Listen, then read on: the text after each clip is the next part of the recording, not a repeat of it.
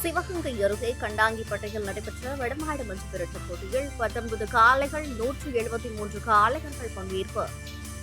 சிவகங்கை அருகே கண்டாங்கிப்பட்டையில் 5 ஆண்டு வடமாடு மஞ்சு விரட்டு போட்டி நடைபெற்றது.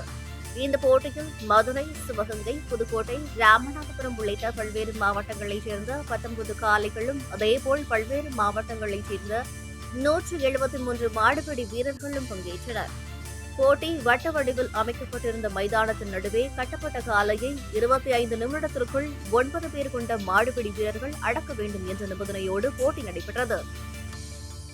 களம் இறங்கிய வீரர்கள் வடத்தை மரியாதை செலுத்தி காளைகளை அடக்க முயன்றனர். முதலில் களத்தில் இறங்கிய 10 காளைகளில் 8 காளைகளை குழுவாக செயல்பட்டு மாடுகளை அடக்கி மாடுபிடி வீரர்கள் தங்களது வீரத்தை பறைசாற்றினர். மேலும் மாடு முட்டியதில் 5 பேர் லேசான காயமடைந்தனர்.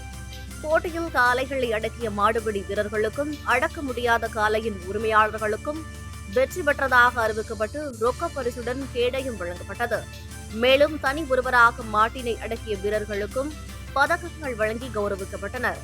இந்த போட்டியை பாகனேரி, மதகுபட்டி, கள்ளல், நாட்டரசன்கோட்டை மற்றும் சிவகங்கையைச் சுற்றியுள்ள கிராமங்களைச் சேர்ந்த வடமாடு மஞ்சு விரட்டு ஆர்வலர்கள் கலந்து கொண்டு உற்சாகமாக கண்டுகளித்தனர். போட்டியினை கண்டாங்கிப்பட்டி, நாட்டரசன்கோட்டை, சிவகங்கை மற்றும் சுற்றுவட்டார பகுதியில் இருந்து ஏராளமான பொதுமக்கள் உற்சாகமாக கண்டுகளித்தனர்.